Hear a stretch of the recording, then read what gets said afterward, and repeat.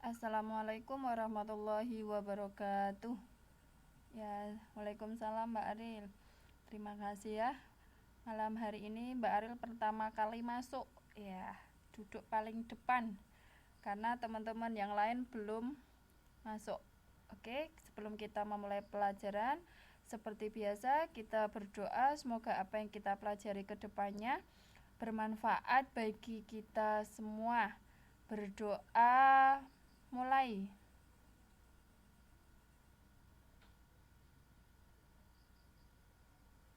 Berdoa selesai. Oke, selamat malam Mbak Mary. Kita lanjutkan kembali bahasan kemarin kita belajar berkenaan dengan APBN. Nah, ini kemarin saya mencari informasi berkenaan dengan APBN. Nah, di sini saya ambil artikelnya dari berita Liputan 6. Nah, Liputan 6 di sini membicarakan mengenai alokasi APBN. Nah, kemarin kita sudah belajar berkenaan dengan APBN, anggaran pendapatan dan belanja negara. Ya, Waalaikumsalam Mbak Mary. Ya, ini Mbak Umi juga sudah masuk. Nah, di sini artikelnya ya bagus ya, berkenaan dengan alokasi APBN digunakan dalam mewujudkan masyarakat yang sejahtera. Nah, di sini coba nanti teman-teman membaca kemudian memberikan tanggapannya berkenaan dengan alokasi APBN. Gitu ya. Oke, udah masuk semua atau kita nunggu teman-teman terlebih dahulu?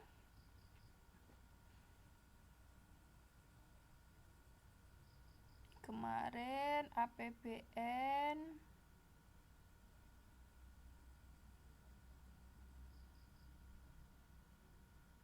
Oke, nunggu teman-teman dulu ya, biar pembahasannya nanti lebih menyenangkan karena rame-rame. Tiap orang kan pasti punya pendapat sendiri-sendiri ya. Jadi iya Mbak Mary, jadi nanti bisa kita saling bertukar pendapat.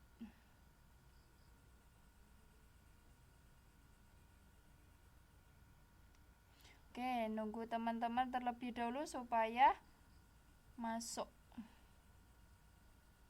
Wah, ini alhamdulillah ini sinyalnya bagus, loadingnya pun cepat, semoga nanti bisa sampai akhir lancar. Oke, nunggu teman-teman dulu sambil ini teman-teman membaca sementara ya. Ini di sini ini saya ambil dari artikel sumber Liputan 6 berkenaan dengan pendapat Bu Sri Mulyani. Teman-teman tahu Bu Sri Mulyani itu siapa? Sekarang Bu Sri Mulyani menjadi apa di Kementerian Negara kita? Tidak tahu. Kita kenalan dulu sama Bu Sri Mulyani ya. Kita kenal, beliau sangat luar biasa dalam pengelolaan keuangan. Karena beliau pun pernah menjadi Direktur Bank Dunia. Nah, ini Direktur Pelaksana Bank Dunia. Iya Mbak Mary, Menteri Keuangan ya. Sekarang Menteri Keuangannya Bapak Jokowi. Ya, beliau sangat luar biasa dalam pengalamannya mengelola keuangan. Sampai beliau juga itu ya berhasil, dikategorikan berhasil dalam mengembalikan pajak yang terkenal dengan tax amnesty. Teman-teman pernah mendengar tax amnesty, pengampunan pajak? Itu ya beliau salah satu penggagasnya untuk pengampunan pajak, dan menurut berita yang pernah saya baca, beliau itu salah satu tokoh yang berhasil dalam melaksanakan tax amnesty. Tax amnesty itu pengampunan pajak. Apa itu pengampunan pajak? Pengampunan pajak itu dikenakan bagi individu ataupun perusahaan-perusahaan yang memang wajib membayar pajak. Apabila dalam jangka waktu tidak ditentukan, apabila waktu yang sudah ditentukan, kemudian individu tadi atau perusahaan yang kena pajak dia tidak membayar pajak, maka terkena denda berkali-kali lipat dari pajak yang sebenarnya dia bayar.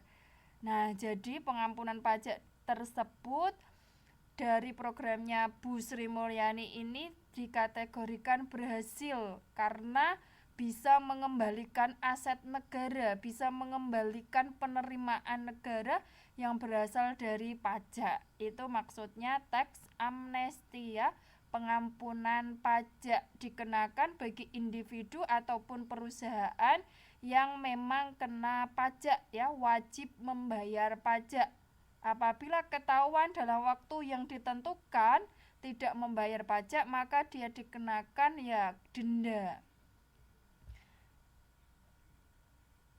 Denda kemudian ya bisa berkali-kali lipat dari atau dari pembayaran pajak yang sebenarnya dia bayar. Ya, itulah profil sedikit tentang Bu Sri Mulyani, karena beliaulah yang ya salah satu tokoh yang bisa mengembalikan aset negara yang berkenaan dengan penerimaan dari pajak. Lah, pajak kemarin kita belajar salah satu sumber penerimaan pusat ya, salah satu sumber penerimaan pemerintah pusat. Oke, untuk sementara sambil menunggu teman-teman datang, coba teman-teman ini membaca artikel berkenaan dengan APBN, karena kita kemarin belajar APBN. Di sini saya mencari artikel tentang pajak. Coba teman-teman membaca dulu sambil menunggu teman-teman datang itu ya.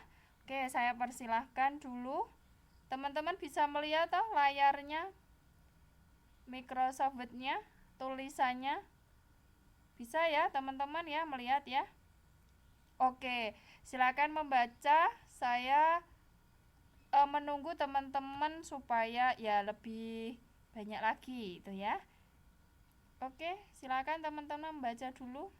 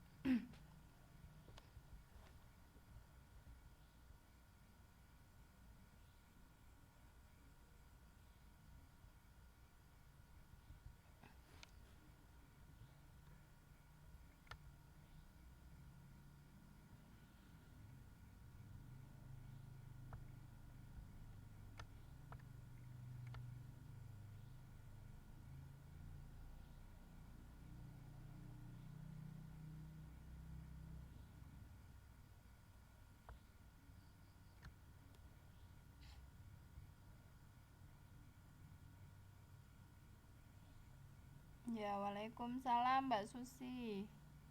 Oke, teman-teman sudah sampai mana? Dilihat ke bawah lagi. Nanti setelah teman-teman membaca, berikan pendapatnya ya.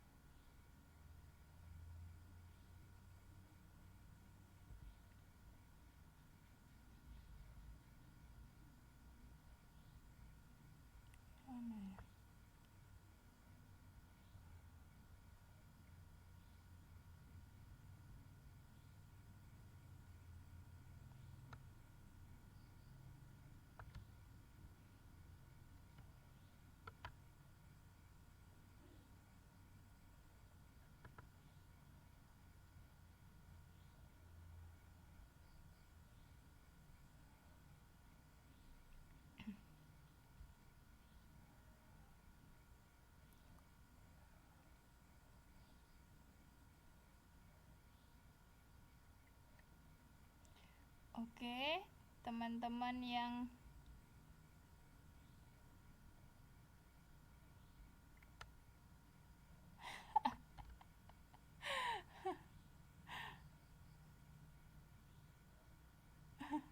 oke, enggak apa-apa, nanti Mbak Mary ya.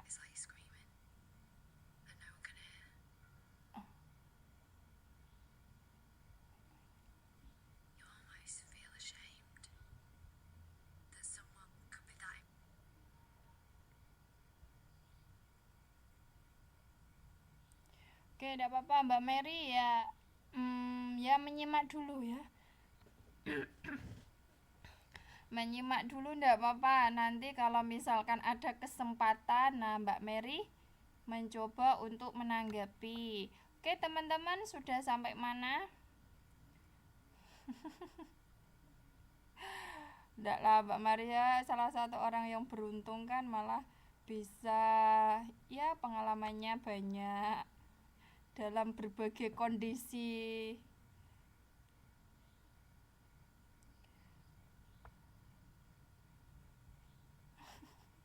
Nggak, Mbak Mary, tetap semangat buat teman-teman semuanya. Tetap semangat buat teman-teman semuanya dalam mengejar mimpi ya. Ini kan teman-teman sudah 1,5 tahun. Ya 3 semester kan, masih ada 3 semester lagi. Teman-teman yang sabar, semuanya pasti akan indah pada waktunya itu ya. Yang penting sabar.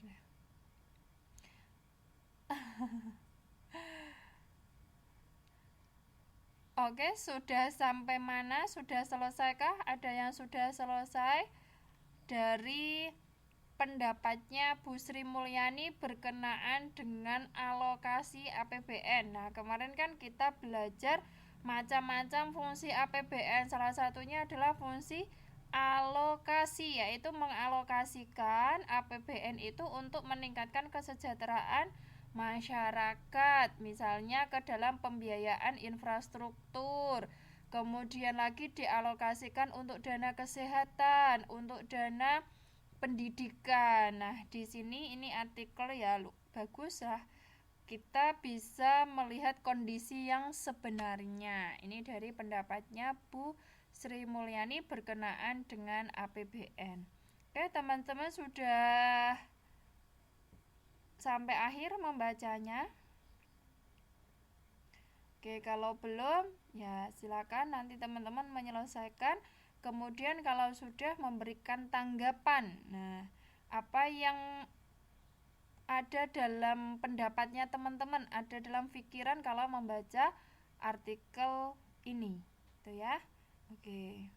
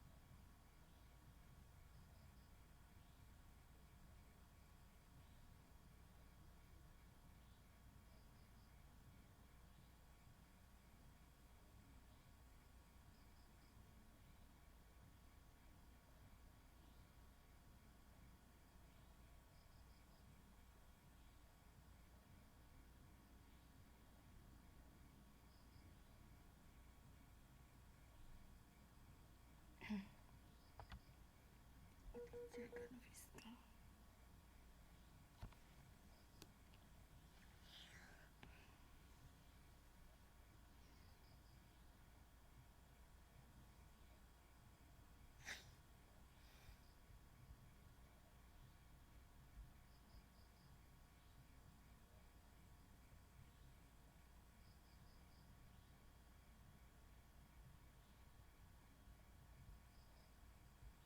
Oke, sudah. Bagaimana menurut pendapat teman-teman?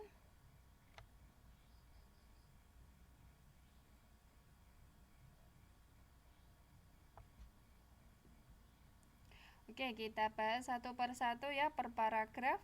Menteri Keuangan Menkeu Sri Mulyani Indrawati merasa teriris hatinya melihat anggaran APBN habis begitu saja tanpa memberikan dampak apapun terhadap pengurangan kesenjangan dan kemiskinan serta pemerataan kesejahteraan di Indonesia.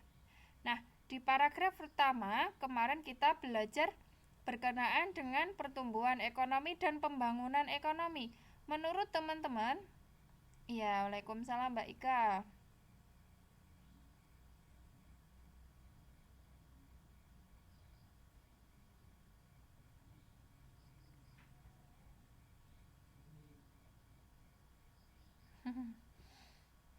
Oke, ini Mbak Mary ya. Ya, Waalaikumsalam nih Mas Anto.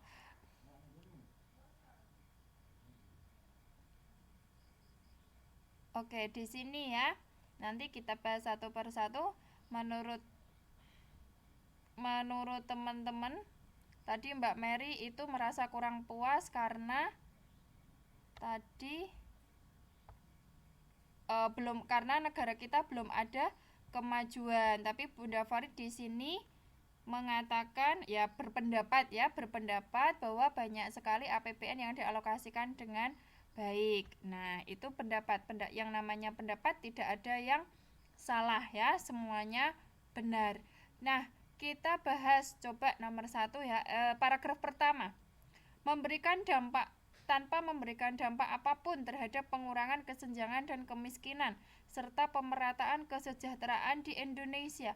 Menurut teman-teman, kalau kemarin kita belajar pertumbuhan ekonomi dan pembangunan ekonomi, nah di sini mengurangi kesenjangan dan kemiskinan, pemerataan distribusi pendapatan. Itu salah satu tujuan pertumbuhan ekonomi atau pembangunan ekonomi, teman-teman. Kemarin kita setelah belajar pertumbuhan dan pembangunan ekonomi. Menurut teman-teman kemarin ini salah satu tujuan untuk mengurangi kesenjangan, kemiskinan, serta pemerataan kesejahteraan di Indonesia. Itu salah satu sasaran atau tujuan pertumbuhan ekonomi atau pembangunan ekonomi. Menurut teman-teman gimana? Setelah kemarin kita belajar pertumbuhan ekonomi dengan pembangunan ekonomi. Loh,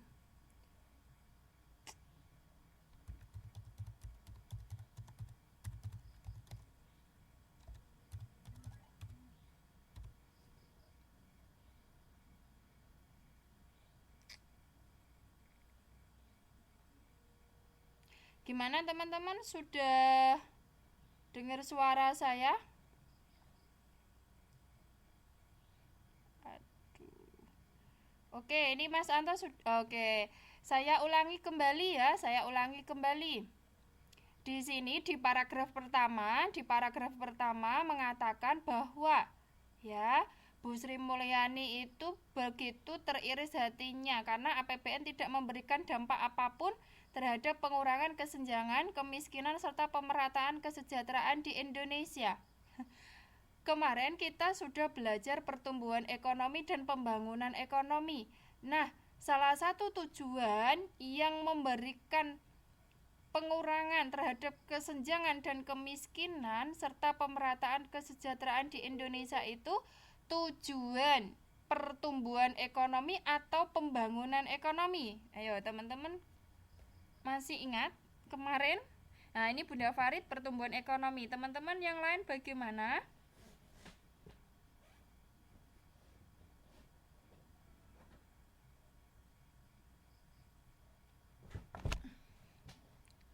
Oke, Mas Anto juga pertumbuhan. Teman-teman yang lain, oh ya, saya ulangi kembali ya. Kemarin kita sudah belajar berkenaan dengan pertumbuhan ekonomi dan pembangunan ekonomi. Nah, di situ di paragraf pertama ada kata-kata mengurangi kesenjangan dan kemiskinan serta pemerataan kesejahteraan di Indonesia. Itu salah satu tujuan pertumbuhan atau tadi pembangunan ekonomi Ayo, pertumbuhan ekonomi atau pembangunan ekonomi? Ya, ini Bu Umi pembangunan ekonomi. Mbak Cynthia pertumbuhan ekonomi. Oke, yo. Mbak Vivi pembangunan ekonomi. Oke ya. Nah, kemarin saya mengingatkan kembali teman-teman supaya apa ya? Supaya pemahaman terhadap ekonomi memang benar-benar teman-teman ya paham. Kemudian bisa mengamati ya, bisa mengamati perekonomian yang terjadi dalam negara kita. Oke ya, kita bahas. Kemarin kita sudah belajar pertumbuhan dan pembangunan ekonomi. Nah, salah satu tujuan pembangunan ekonomi adalah pembangunan manusia secara utuh. Maksudnya apa? Nah, berarti kalau pertumbuhan ekonomi itu memperhatikan hanya dalam bentuk angka saja, yaitu pertumbuhan ekonomi tahun 2016 naik 5%. Nah, hanya sebatas angka. Tetapi kalau pembangunan ekonomi itu tidak hanya nilai angkanya saja, tetapi juga memperhatikan kualitas dari masyarakat. Berarti di sini ada pengurangan kesenjangan dan kemiskinan serta pemerataan kesejahteraan di Indonesia itu salah satu tujuan atau sasaran yang dicapai oleh pembangunan ekonomi. Ingat ya. Iya, pembangunan ekonomi. Jadi kalau yang namanya tumbuh, oke ya teman-teman dalam apa ya? Memantapkan pemahaman. Kalau yang namanya tumbuh, nah kita bertambah atau tumbuh tinggi. Nah, tumbuh besar berarti kan tumbuh tinggi itu misalnya 155 cm, tambah besar misalnya 56 kg misalnya dalam bentuk angka. Tetapi yang namanya berkembang, nah kalau yang namanya berkembang itu kan ada perubahan pemikiran, ada perubahan struktur, ada perubahan kondisi, kualitas. Nah, itu ya. Sehingga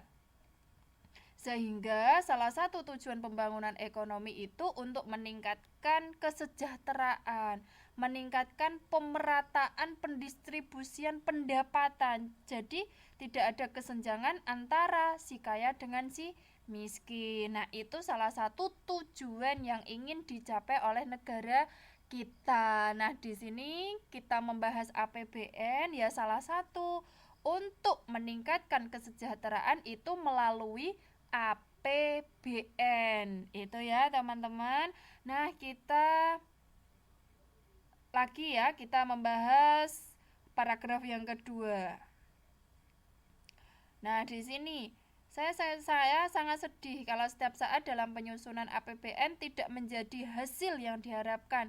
Kita berutang kepada generasi yang akan datang. Oke, kemarin teman-teman masih ingat ya, yang namanya kemiskinan adalah suatu rantai ya.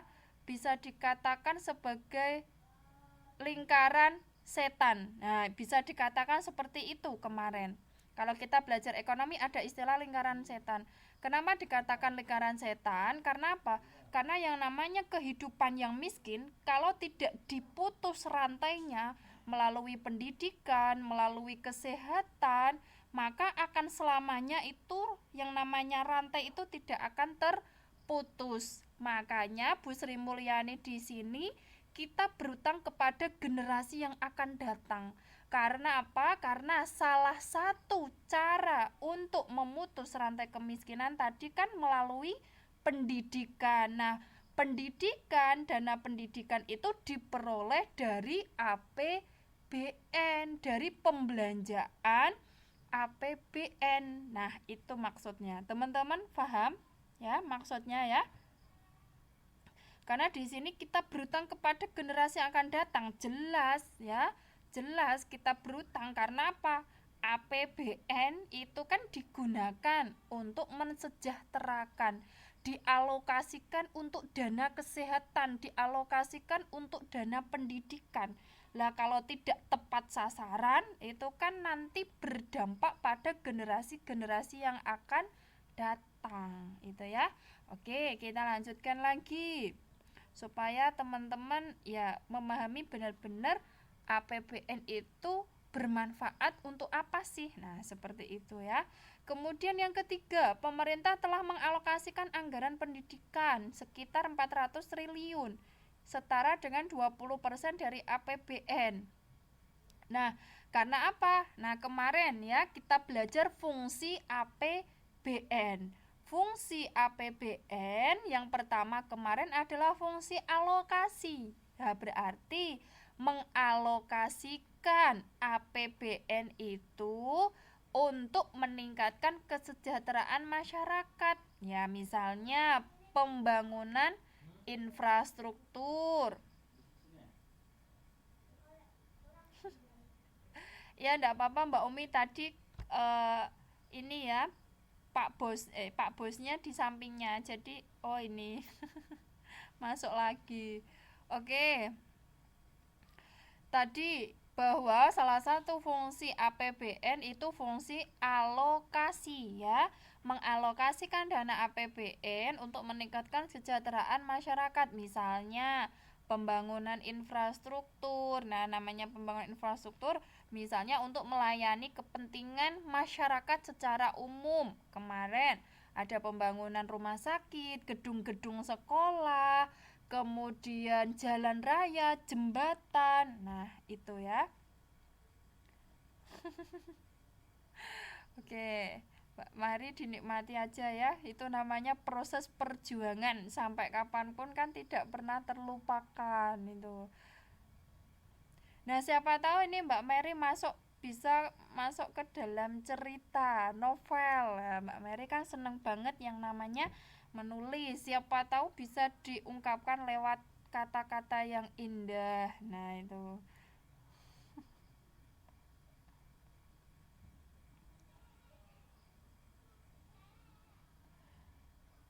Aduh, aduh.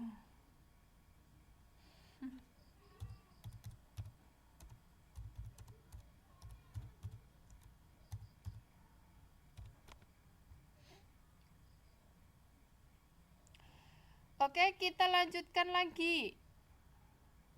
Kita lanjutkan lagi. Di sini paragraf yang keempat. Mantan Direktur Pelaksana Bank Dunia menambahkan, anggaran kesehatan pun sudah dialokasikan 5% dari APBN. Nah, berarti tadi alokasi, fungsi alokasi itu untuk biaya pendidikan, untuk dana pendidikan maupun dana kesehatan. Kalau dana pendidikan dialokasikan 20%, kalau dana kesehatan dialokasikan 5%.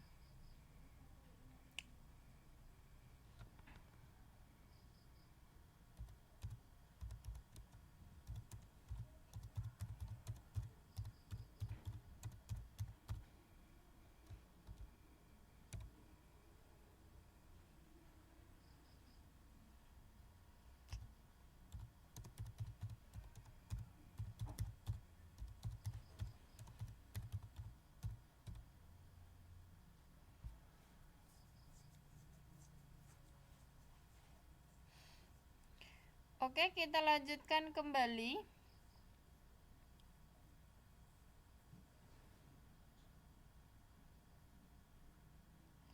Nah, di situ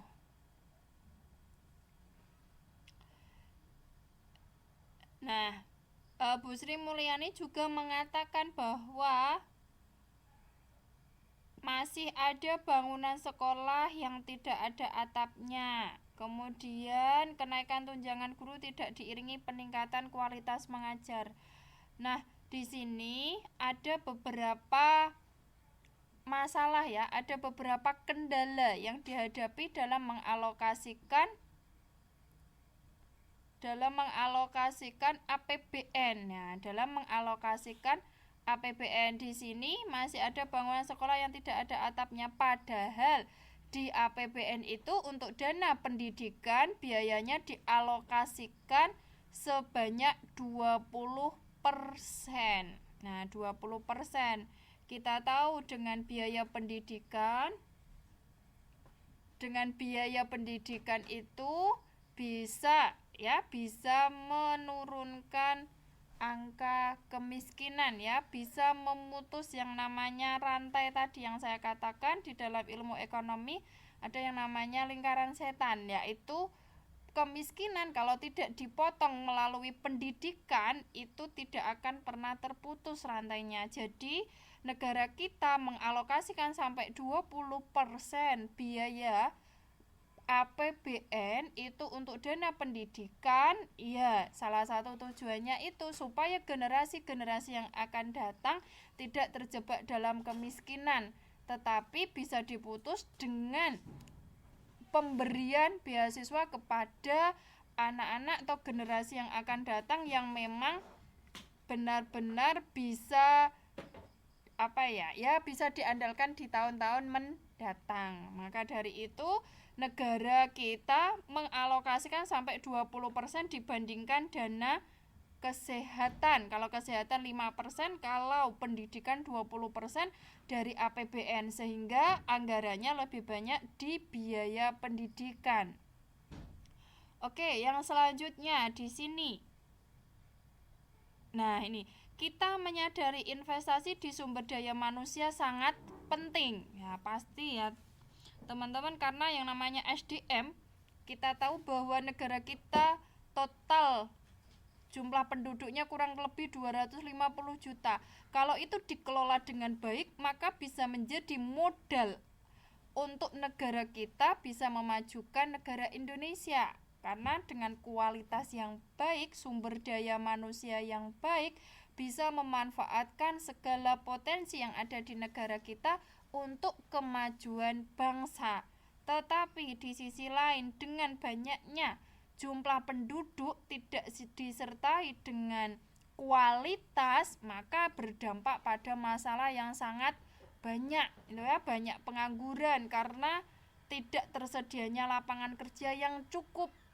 Karena kita tahu bahwa jumlah penduduk negara kita sangat banyak. Sehingga kalau misalnya sumber daya manusia tadi tidak ditingkatkan kualitasnya, yang pertama bisa menimbulkan banyak pengangguran, ya. Kemudian yang kedua, banyak tindak kriminal. Karena apa? Karena kehidupan yang semakin sulit tidak diiringi dengan pendapatan yang meningkat. Nah, itu.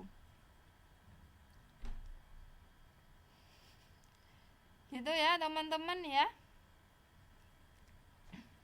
Ya, memang di sini juga sinyalnya merah. Jadi ya seperti ini ya, teman-teman.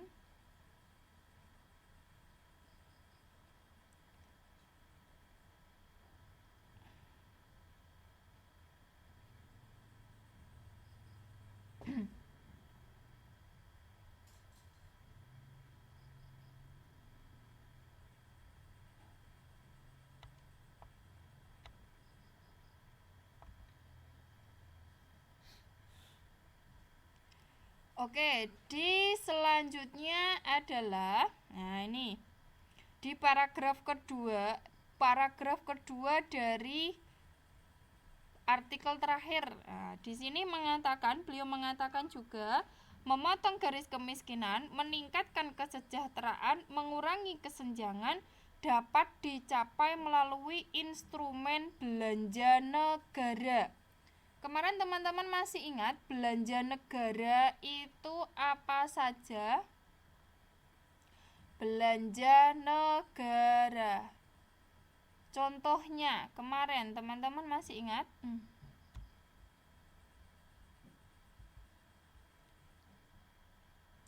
Iya, ini Bunda Farid bisa ini ya, memahami kondisi di masa yang akan datang jika sumber daya manusianya itu tidak dikelola dengan bagus. Sumber daya manusia adalah masa depan negara. Apabila kesehatan dan pendidikan tidak tercukupi, maka negara akan memburuk di masa yang akan datang. Iya, Bunda Farid, betul ya. Karena tadi ya, dengan pendidikan dan kesehatan itu salah satu cara untuk meningkatkan kualitas. Kalau kualitasnya mulai dari sekarang tidak ditingkatkan, maka kedepannya banyak menimbulkan masalah. Masalahnya tidak hanya di daerah, tetapi bisa menyeluruh ke seluruh Indonesia. Ya, karena bahkan gini ya teman-teman, perusahaan-perusahaan yang berdiri di negara kita itu juga membantu program pemerintah dalam meningkatkan kualitas sumber daya manusia. Contoh, misalnya teman-teman pernah mendengar ada beasiswa Jarum, ada beasiswa Sampurna. Nah, itu kan salah satu bentuk bagaimana kontribusi perusahaan-perusahaan tersebut sebagai ucapan terima kasih kepada masyarakat. Masyarakat kan yang membeli produk ya, yang membeli produk yang dikeluarkan oleh perusahaan, yang memberikan keuntungan kepada perusahaan. Sebagai wujud ucapan terima kasih, maka sebagai perusahaan dia mengeluarkan tanggung jawab sosialnya kepada masyarakat melalui misalnya beasiswa bagi orang-orang atau generasi yang berprestasi. Nah, berarti program pemerintah telah didukung oleh berbagai macam perusahaan untuk membantu meningkatkan kualitas sumber daya manusia. Karena begitu pentingnya yang namanya pendidikan itu dalam meningkatkan kualitas sumber daya manusia. Itu ya berarti ya teman-teman. Intinya APBN itu berasal dari rakyat. Penerimaannya berasal dari rakyat. Kemudian di negara itu dikelola, dialokasikan kembali kepada masyarakat, tetapi dalam bentuk yang lain, tidak dalam bentuk uang, tetapi dalam bentuk yang lain. Seperti kemarin yang sudah saya jelaskan, ya semacam pembangunan, ya pembangunan dalam berbagai bentuk, misalnya pembangunan jembatan, sekolah, rumah sakit. Nah, itu alokasi dari APBN, istilahnya dari rakyat, oleh rakyat, dan untuk rakyat. Ya, tetapi dalam perjalanannya ya Bu Sri Mulyani juga berpendapat dalam perjalanannya masih terdapat kendala. Di sini mengatakan bahwa ini anggaran kesehatan baik, tapi korupsi alat kesehatan pun makin marak. Kemudian dana alokasi untuk pendidikan itu juga banyak, tetapi tidak diiringi dalam guru. Ya, guru meningkatkan kualitas mengajarnya. Ya memang ya teman-teman, yang namanya semua tujuan yang hendak kita capai atau suatu cita-cita yang hendak kita capai itu memang banyak kendala dalam memperolehnya.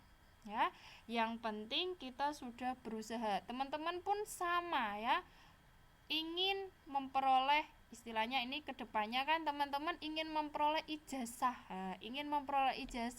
Nah, dalam perjalanannya teman-teman memperoleh ijazah, memperoleh ilmu, pasti terdapat kendala yang banyak. Misal kendala sinyal, kemudian yang kedua kendala banyak pekerjaan, yang ketiga kendala misalnya tidak diizinkan oleh majikan teman-teman, kemudian yang keempat misalnya ya banyak kendala yang teman-teman hadapi dalam memperoleh suatu tujuan. Yang penting teman-teman punya semangat untuk meraihnya. Oke, itu ya. Teman-teman ada yang tahu tujuan negara kita itu termuat. Nah, kita mengembangkan kembali pengetahuan kita. Teman-teman ada yang tahu tujuan negara kita itu termuat dalam apa?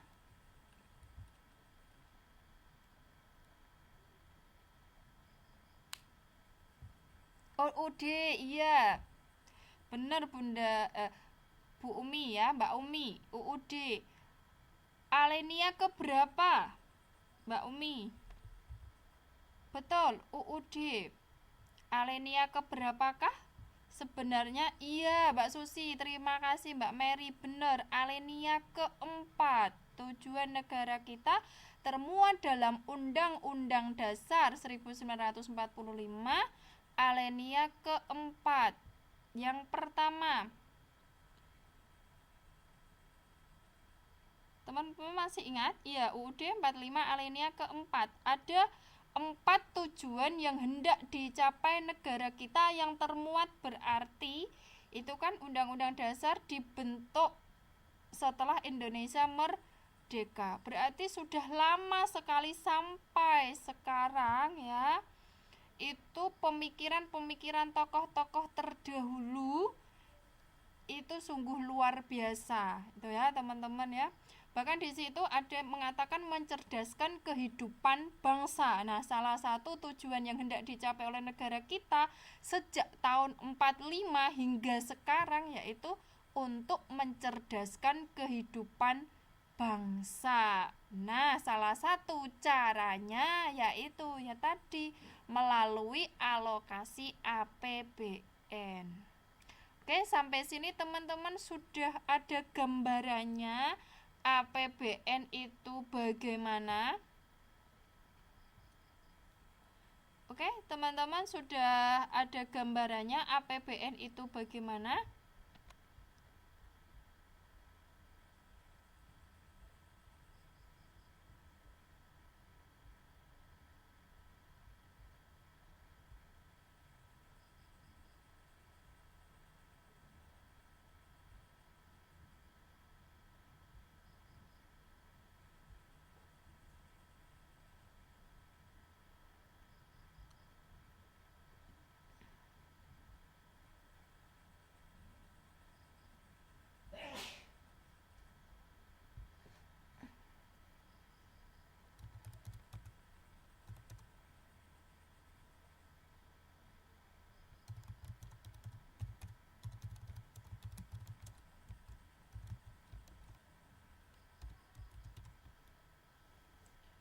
Oke, kita lanjutkan lagi ke tujuan APBN di sini.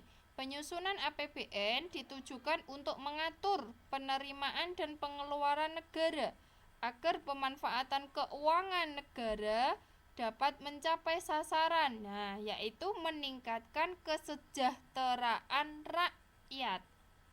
APBN juga bertujuan untuk memudahkan pengambilan keputusan mengenai pengeluaran tahunan.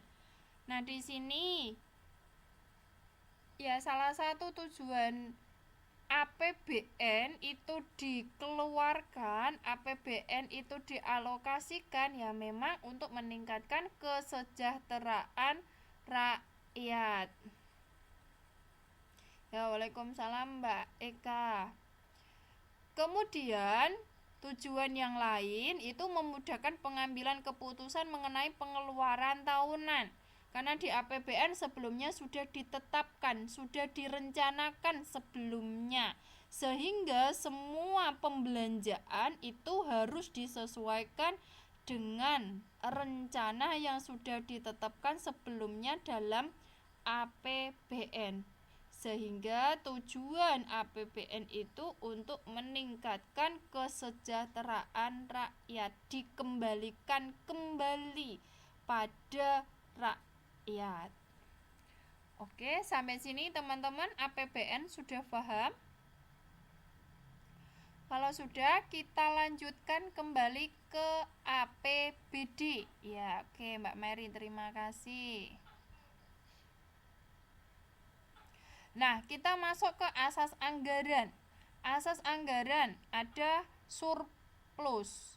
Pemerintah memberlakukan anggaran itu pendapatan lebih besar dari belanja negara. Nah, di sini anggaran dalam penyusunan APBN itu ada 3 asas yang digunakan. Yang pertama, pemerintah memberlakukan anggaran dengan pendapatan lebih besar dari belanja negara. Berarti di sini menggunakan asas anggaran surplus itu ketika perekonomian kita itu bagus.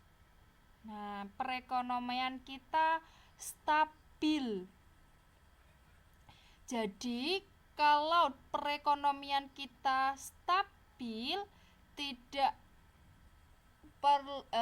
istilahnya tidak membutuhkan banyak pengeluaran ya yang dikeluarkan untuk membantu masyarakat dalam meningkatkan kesejahteraan. Misalnya harga-harga kebutuhan pokok itu terjangkau oleh masyarakat menengah ke bawah.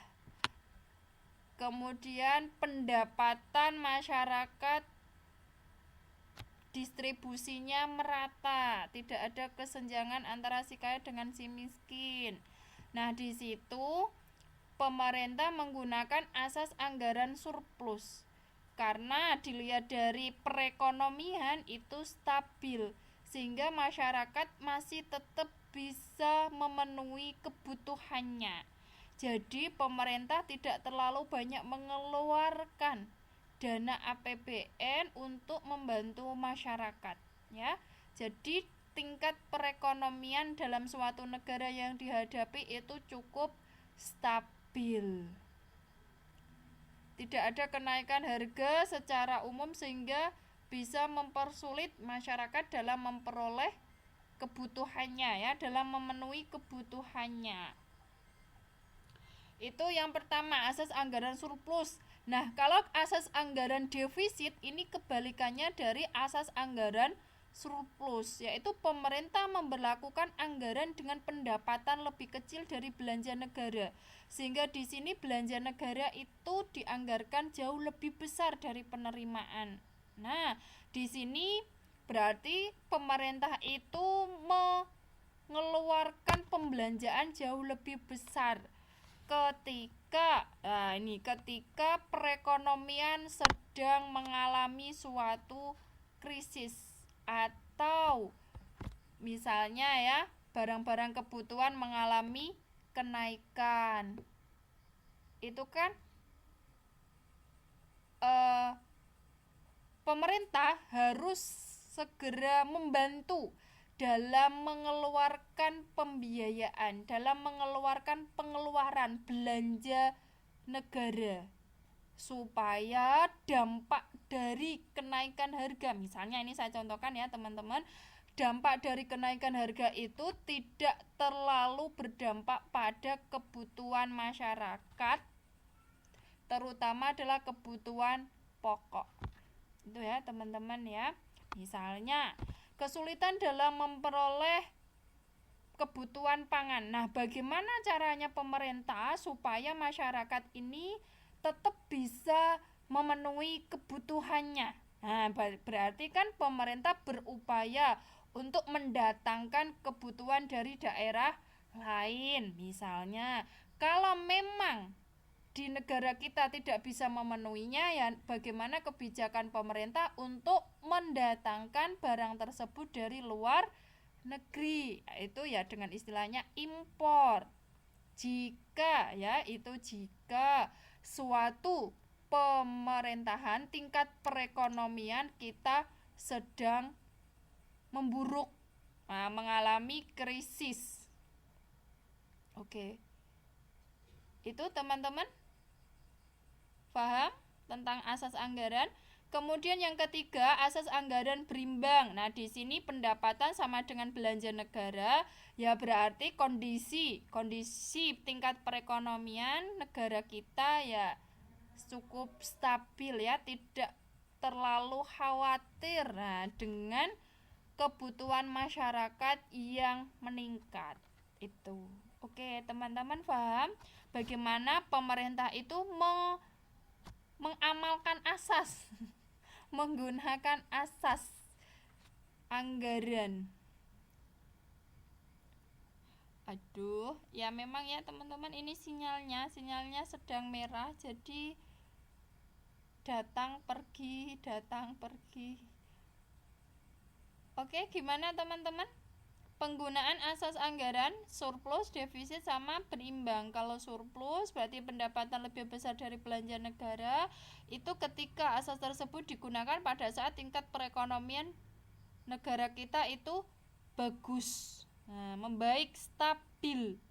Kalau asas anggaran defisit itu ketika ya pendapatan lebih kecil dari belanja negara, berarti belanja negara itu lebih banyak. Sehingga di sini pemerintah itu menggunakan ketika tingkat perekonomian sedang memburuk atau terjadi suatu krisis ekonomi, sehingga pemerintah mengeluarkan banyak pembelanjaan untuk menstabilkan harga, misalnya untuk menstabilkan harga-harga kebutuhan pokok. Kemudian kalau asas anggaran berimbang itu pendapatan sama dengan belanja negara itu digunakan ya ketika perekonomian juga cukup stabil. Oke, gimana teman-teman, sudah paham bagaimana cara menggunakan atau berasas anggaran? APBN dikeluarkan berdasarkan asas anggaran. Tadi ada 3, surplus, defisit, sama berimbang. Oke.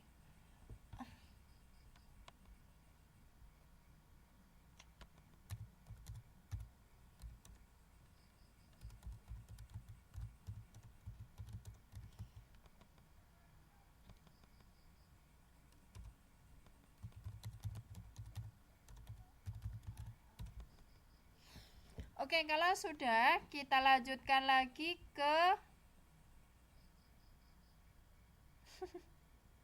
nah, ini contoh format APBN. Contoh format APBN di sini pendapatan negara dan hibah. Penerimaan dalam negeri. Ini contoh ya, teman-teman, contoh format APBN. Secara garis besarnya, pendapatan negara dan hibah. Kemarin kita sudah bahas pendapatan negara itu ada penerimaan dalam negeri. Penerimaan dalam negeri bisa kita peroleh dengan pajak. Pajak, kita tahu pajak ada macam-macam pajak yang masuk ke dalam penerimaan pusat atau pendapatan negara. Ada pajak penghasilan, pajak bumi dan bangunan, kemudian pajak barang mewah, itu ya teman-teman. Kemudian di sini hibah berarti pemberian ya, pemberian dari negara lain atau pihak lain yang tidak mengharapkan suatu imbalan atau suatu balasan.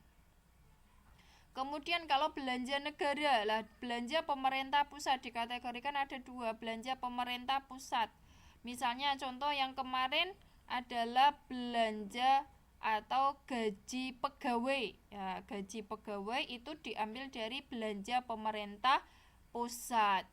Kemudian di sini adalah belanja daerah. Lah, belanja daerah nanti berarti dari APBN dialokasikan ke APBD, misalnya dana alokasi khusus itu diambil dari pusat kemudian dialokasikan ke daerah. Kemudian keseimbangan primer. Kalau keseimbangan ya berarti antara pendapatan dan belanja itu sama. Nah, kalau surplus defisit, jika surplus maka pendapatan lebih besar dari penerimaan. Kalau defisit berarti pengeluaran itu lebih besar dari penerimaan. Nah, di sini diperoleh dari ini A dan B. Jika A itu lebih besar maka terjadi surplus, jika B lebih besar maka terjadi defisit. Kemudian yang E adalah pembiayaan. Nah, di sini ada pembiayaan dalam negeri dan pembiayaan luar negeri.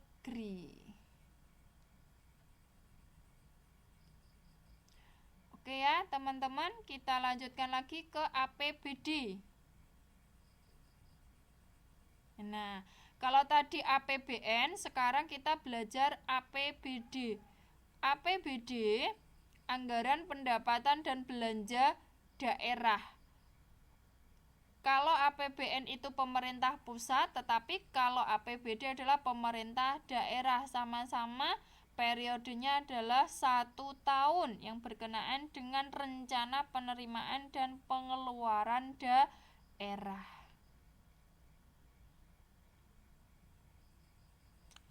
Anggaran pendapatan daerah. Anggaran pendapatan daerah itu diperoleh dari pendapatan asli daerah yang meliputi pajak daerah, retribusi daerah, hasil pengelolaan kekayaan daerah.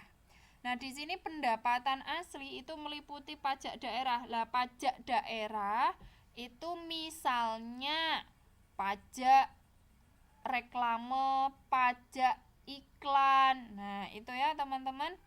Kemudian kalau retribusi daerah itu pungutan. Nah, pungutan yang diperoleh daerah dari fasilitas yang diberikan.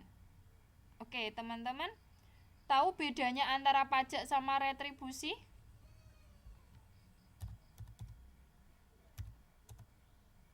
Oke, Mbak Ariel tahu apa bedanya Mbak pajak sama retribusi?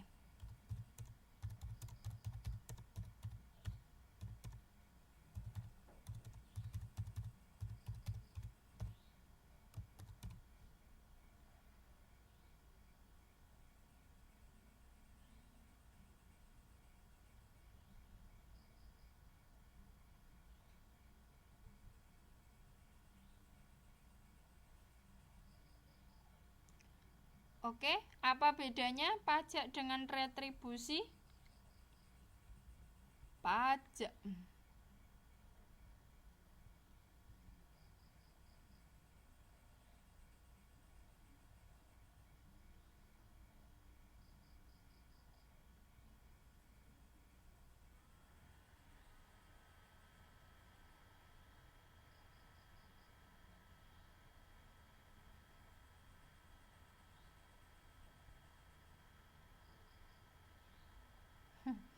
Pajak yang bagaimana?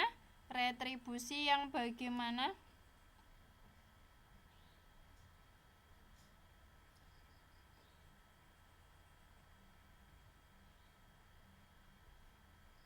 Iya, iuran wajib benar. Kalau retribusi berarti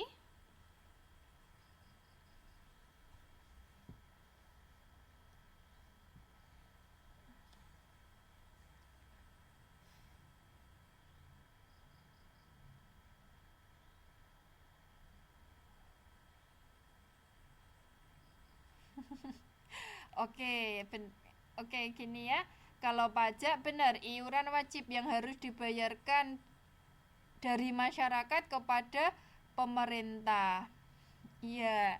Kalau retribusi ya, retribusi itu pungutan yang diberikan atau dari pemerintah daerah kepada masyarakat atas hasil fasilitas yang telah diberikan. Itu ya. Pajak wajib dibayarkan setiap warga negara. Tetapi kalau retribusi itu pungutan, benar ya, tidak wajib. Pungutan yang iya, Bunda Farid benar, pungutan daerah karena memberikan fasilitas kepada masyarakat. Iya, betul Mbak Tari. Pungutan yang dikenakan kepada masyarakat yang menggunakan fasilitas. Betul. Kalau pajak itu kan memang iuran wajib yang dibayarkan kepada pemerintah, tetapi imbalannya tidak secara langsung. Tetapi kalau retribusi itu pungutan yang diberikan karena ada fasilitas yang diberikan dari pemerintah daerah. Misal seperti terminal, itu ya teman-teman. Setiap terminal itu kan penumpangnya dikenakan biaya retribusi. Kemudian parkir, nah itu. Kemudian ya fasilitas umum yang lainnya. Betul Bunda Farid. Parkir, pasar, iya.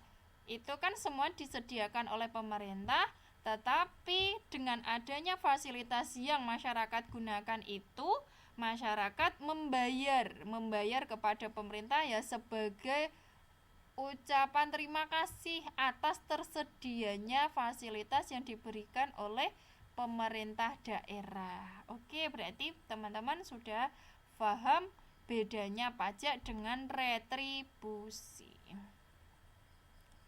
Iya, Mbak Ika, retribusi.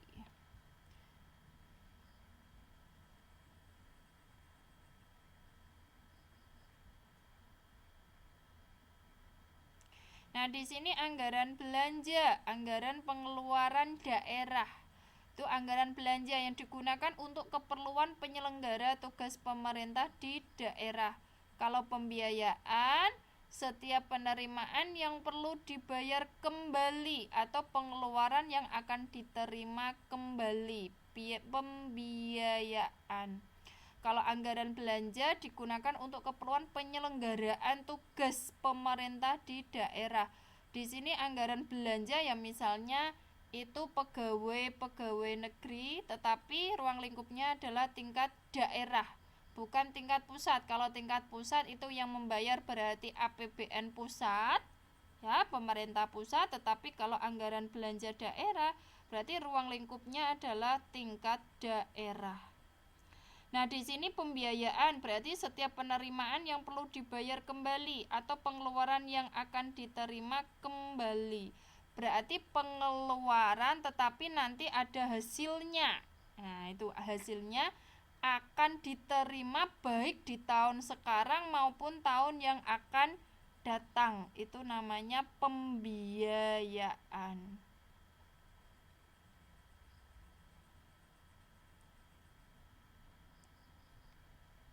Nah, ini teman-teman, kalau di anggaran pendapatan daerah ya, anggaran pendapatan daerah itu ada yang namanya DAU sama DAK. Dana alokasi umum sama dana alokasi khusus. Oke, gini ya teman-teman bedanya supaya teman-teman paham. Kalau APBN yang namanya DAU, dana alokasi umum, itu bagi APBN itu merupakan pembelanjaan, merupakan belanja negara. Tetapi kalau bagi APBD, bagi daerah, yang namanya DAU itu sebagai penerimaan. Oke, saya ulangi kembali ya teman-teman. Kalau DAU bagi APBN itu sebagai belanja negara. Karena DAU itu belanja yang dikeluarkan oleh APBN yang akan didistribusikan kepada APBN, diberikan kepada APBN. Sehingga kalau dilihat dari APBN itu DAU sebagai pengeluaran, tetapi kalau dilihat dari APBD, DAU adalah sebagai penerimaan daerah. Oke, teman-teman paham bedanya DAU bagi APBN sama APBD? Paham ya? Kalau APBN itu sebagai pengeluaran, tetapi kalau APBD adalah sebagai penerimaan. Nah, di sini tujuan DAU adalah sebagai pemerataan kemampuan keuangan antar daerah dalam rangka pelaksanaan desentralisasi. Berarti desentralisasi itu diserahkan kepada masing-masing daerah dalam mengelola keuangannya, dalam melakukan pembelanjaan. Itu diserahkan masing-masing daerah. Dari negara, dari pusat itu cukup mengalokasikan dananya yang disebut DAU, tetapi kalau sudah mencapai di pemerintah daerah itu dikelola secara pribadi oleh masing-masing daerah. Jadi tidak ikut dalam negara. Itu cuman mengeluarkan, APBN itu mengeluarkan kepada daerah, tetapi daerah yang mengelolanya. Oke, teman-teman paham DAU? Nah, di sini contoh DAU adalah belanja pegawai. Nah, kalau pegawai di sini ya ruang lingkupnya adalah daerah ya. provinsi, kabupaten di situ. Kalau sudah pegawai tingkat pusat ya maka yang mengeluarkan adalah pemerintah pusat. Nah, di sini pembiayaan pembangunan infrastruktur. Pembangunan infrastruktur kemarin sudah saya jelaskan, misalnya pembangunan jalan, jembatan, rumah sakit, kemudian sekolah. Nah, di situ tadi pembiayaan itu pengeluaran akan, coba tadi sebelumnya apa teman-teman? Pembiayaan setiap penerimaan yang perlu dibayar kembali atau pengeluaran yang akan diterima kembali. Nah, di sini contohnya adalah pembiayaan pembangunan infrastruktur. Kalau infrastrukturnya bagus, ya, kalau infrastrukturnya bagus, kemudian dapat digunakan untuk pendistribusian barang maupun jasa, lalu lintas perdagangannya juga bagus, itu kan nanti hasil dari tingkat perekonomian yang bagus ya nanti akan kembalinya kepada negara. Itu maksudnya dari tadi pembiayaan, yaitu pengeluaran yang akan diterima kembali. Maksudnya seperti itu, karena dengan bagusnya infrastruktur yang dibangun nanti pun akan kembali kepada pemerintah pusat karena adanya pembayaran pajak. Gitu. Oke, sampai sini teman-teman bagaimana? DAU sudah paham? Kalau tadi pajak retribusi teman-teman semuanya rata-rata sudah paham. Sekarang kita masuk ke DAU, dana alokasi umum. Itu dana yang diberikan untuk belanja pegawai, tapi ruang lingkupnya adalah daerah.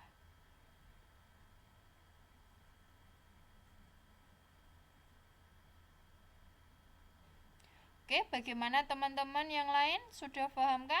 Kalau sudah paham, saya lanjutkan ke DAK, dana alokasi khusus. Oke, paham ya? Di sini dana alokasi khusus yaitu alokasi dari anggaran APBN kepada provinsi atau kabupaten yang merupakan urusan pemerintah daerah dan sesuai dengan prioritas nasional. Contoh alokasi khusus yaitu pembiayaan dalam bidang pendidikan, pembiayaan dalam bidang kesehatan. Nah, contoh teman-teman. DAK, dana alokasi khusus itu diberikan oleh pemerintah daerah kepada misalnya instansi pendidikan. Nah, seperti sekolah saya itu kan sekolah swasta. Nah, sekolah swasta di situ sekolah saya membangun satu ruang kelas.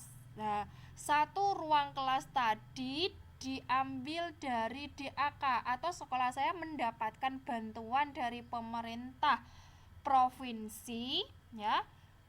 Dapat bantuan dari pemerintah provinsi dalam bentuk DAK, dana alokasi khusus, kemudian dialokasikan untuk membangun satu ruang kelas. Membantu dalam pembuatan ruangan kelas itu diambil dari DAK, dana alokasi khusus yang diberikan dari provinsi kepada sekolah yang memang membutuhkan. Oke, gimana teman-teman yang lain?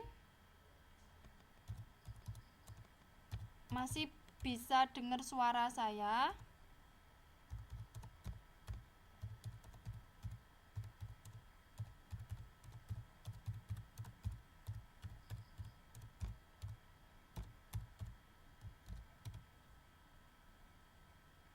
Oke ya teman-teman ya. Itu tadi DAK. Ini contoh nyata ya, contoh nyata sekolah saya mendapatkan bantuan DAK dalam bentuk ruangan kelas. Nah, itu diambil dari dana alokasi khusus yang diberikan dari pemerintah sekolah untuk membantu dari pemerintah daerah untuk membantu sekolah-sekolah yang membutuhkan. Itu contoh nyata dari alokasi DAK, dana alokasi khusus, karena di sini contohnya misalnya pembiayaan dalam bidang pendidikan. Itu ya, teman-teman. Kalau pembiayaan dalam bidang kesehatan yang misalnya pembangunan perbaikan gedung rumah sakit, misalnya puskesmas. Nah, di situ diambil dari tadi dana alokasi khusus. Kalau DAU, dana alokasi umum, tadi digunakan untuk pembiayaan infrastruktur, jalan, jembatan. Nah, itu. Oke, ini di sini bangunan di atas merupakan fasilitas umum yang dibangun dengan uang dari pajak. Nah, maka kita sebagai warga negara yang baik, kita sudah bisa atau kita tahu betapa besarnya manfaat yang bisa diberikan dari kita membayar pajak. Itu ya, teman-teman, sebagai warga negara yang baik, kita harus taat pajak. Nanti kita pun kembalinya kita yang merasakan juga dari manfaat pembayaran pajak. Oke, dari pajak yang kita bayar, kita bisa membantu generasi yang akan datang untuk menggapai masa depan mereka. Dengan pembayaran pajak yang kita bayarkan, kita bisa membantu generasi yang akan datang untuk tetap hidup sehat. Ya. Ini Mbak Fenty langsung itu ya, mengeluarkan pendapatnya itu. Oke, bagaimana teman-teman yang lain? Ada yang ditanyakan? Nah, ini sudah selesai bab APBN dan APBD. Maka malam hari ini kita simpulkan bahwa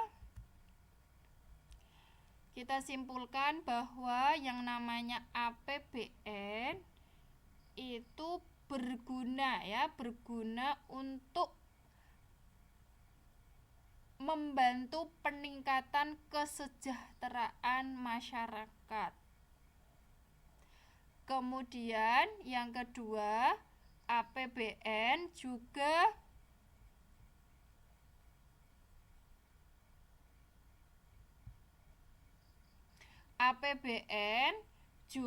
digunakan untuk membiayai pemerintah daerah tadi dalam bentuk DAU dan DAK. Jadi dari APBN itu mengalokasikan DAU dan DAK untuk membantu pemerintah daerah dalam mengelola daerahnya masing-masing. Nah, itu. Kemudian yang ketiga, dengan pembayaran pajak itu sebagai penerimaan negara, ya, sebagai penerimaan negara, itu berarti kewajiban kita sebagai warga negara, kita harus tetap taat membayar pajak, karena dengan taat membayar pajak kita membantu generasi yang akan datang untuk hidup lebih sehat, kemudian bisa meningkatkan kualitas sumber daya manusianya, menjadi insan yang cerdas. Dengan menjadi insan yang cerdas untuk generasi yang akan datang bisa membantu memajukan negara, terutama negara kita ya, negara Indonesia itu. Oke, sampai sini ada yang ditanyakan. Paham ya teman-teman? Malam dua pertemuan kemarin kita sudah membahas APBN dan APBD. Kalau APBN dan APBD memang dialokasikan sesuai dengan anggaran yang sudah ditetapkan, maka bisa membantu masyarakat kita ikut mensejahterakan masyarakat. Nah, itu. Oke, paham ya teman-teman? Saya cukupkan malam hari ini karena waktunya sudah hampir habis. Saya cukupkan sekian. Semoga apa yang kita pelajari berkenaan dengan APBN dan APBD memberikan ilmu yang bermanfaat. Semoga kedepannya kita bisa mengamalkan. Itu ya teman-teman. Terima kasih atas segala perhatiannya. Selamat istirahat buat teman-teman. Kemudian tetap semangat untuk mengerjakan meet-nya. Oke, maaf ya teman-teman, sampai saat ini saya belum bisa merekap semuanya, tapi saya usahakan untuk secepatnya selesai biar teman-teman tahu hasil meetnya itu ya. Terima kasih semuanya teman-teman atas partisipasinya. Selamat istirahat, tetap semangat dalam memperoleh ilmu. Selamat malam. Assalamualaikum warahmatullahi wabarakatuh.